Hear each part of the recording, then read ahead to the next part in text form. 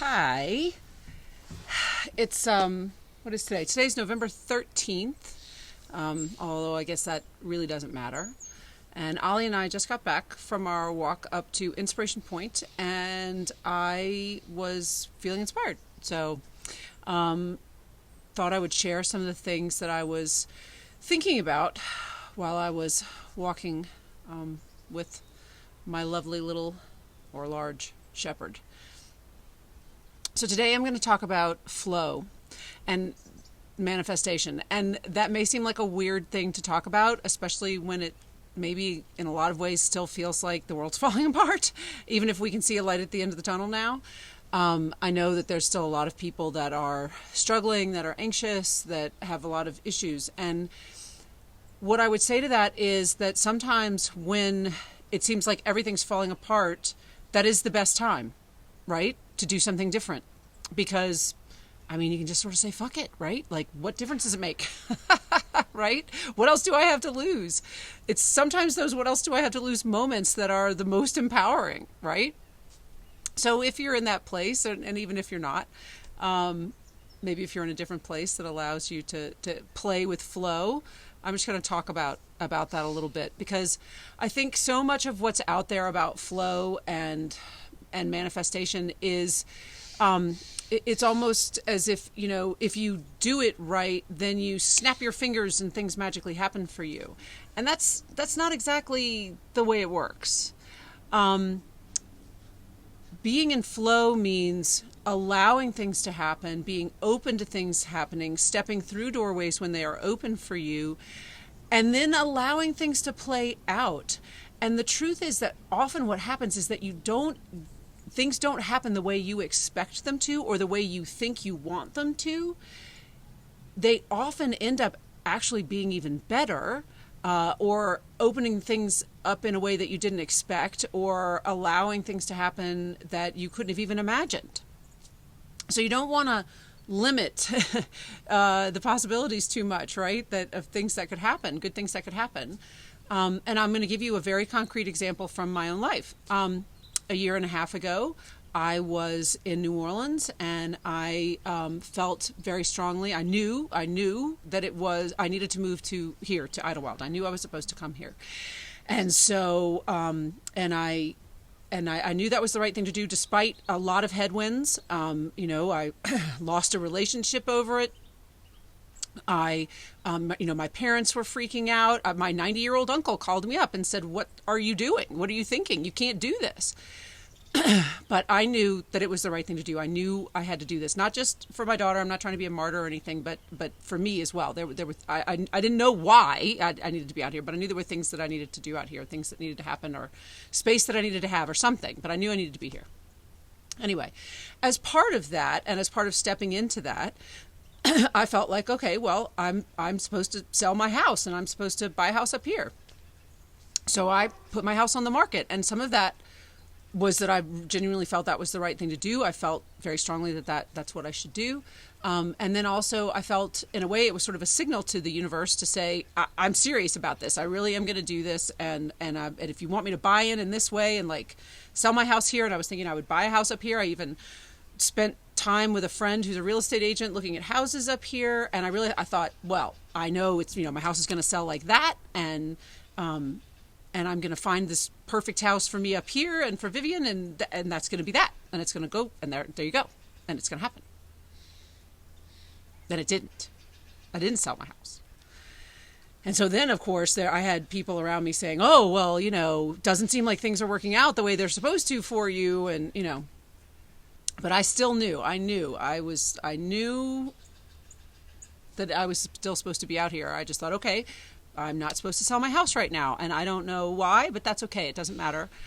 That's just not supposed to happen right now. So I let that go. And in the meantime, some other things happened, and I realized a couple of things, but that actually renting out here would be a great way to go for a variety of reasons, and that I didn't need to necessarily sell my house. So I let it all sit. And we ended up finding a house out here. And the original house we found wasn't the one we ended up staying in, but we did find one that worked. And then we found an even better one, which is the one that we're in now and have been in for a year. And all of that happened and felt absolutely right. And then COVID hit, and some of my sources of income began to wane, as I'm sure that's happened to a number of people out there. And just as that started to happen, a friend, an old friend from high school, someone I love, approached me and said, I need a place to live. Or actually, I may have approached her knowing she was thinking about coming back to New Orleans. And so she ended up renting my house. So suddenly, out of nowhere, something I didn't even know I was going to need, right, was given to me.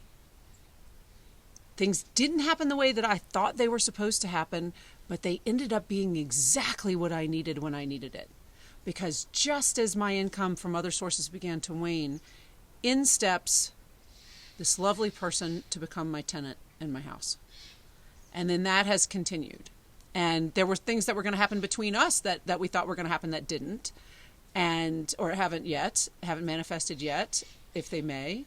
And that's okay too. Like, all of that has worked out exactly the way that it's supposed to. And that's a really concrete example that I wanted to share with you today about being in the flow. You know, I didn't look at it and say, I'm not supposed to do this. I knew intuitively in my gut, I knew for sure this is what I was supposed to do. But I also knew, okay, if that's not happening right now, that's not supposed to happen. And as it turns out, if that had happened, I wouldn't have had the income when I needed it this year, right? So I'm so grateful that it didn't happen that way. You know, I mean, there's a song about that, like, thank heaven for unanswered prayers, right? That you're praying for something you think you want and you don't get it. And then it turns out that that's the best thing that happened, that you didn't get it, because if you'd gotten it, you wouldn't have gotten something else, right? And that's what being in flow is about. It's allowing those things to happen. It's saying, okay, I trust that even though this didn't happen the way I thought it was going to happen or the way I thought it was supposed to happen, I have to have faith and trust that it is going to happen the way it needs to, and that that everything will happen the way that it's supposed to. And there you go. So that's it. That's all I have for today. Just that little story about flow. And as it happens, I'm actually sort of in a similar place right now in terms of some things going on that are a little bit uncertain, and I'm putting myself back in that same space and saying, you know what? Everything that is supposed to happen will happen just exactly as it's supposed to. So, and that's not to say I don't get a little anxious about it sometimes, but we know what to do when we get anxious, right? We drop into our senses. We do some square breathing. We feel where we're sitting. We exhale, right? And if you need a re-up on that's not the right word, but you know what I mean. All of my videos are on YouTube, easily accessible, so you don't have to scroll through Facebook. Catherine Abbott Jones is the name of the channel right now. I may change that, but that's what it is right now. So feel free to go back and look at some of the managing anxiety videos, some of the earlier videos that I did. I will be coming out with some more of those too. But this was the one for today. So have a fabulous Sunday. Go Saints. And I will see you soon. Bye. Mwah.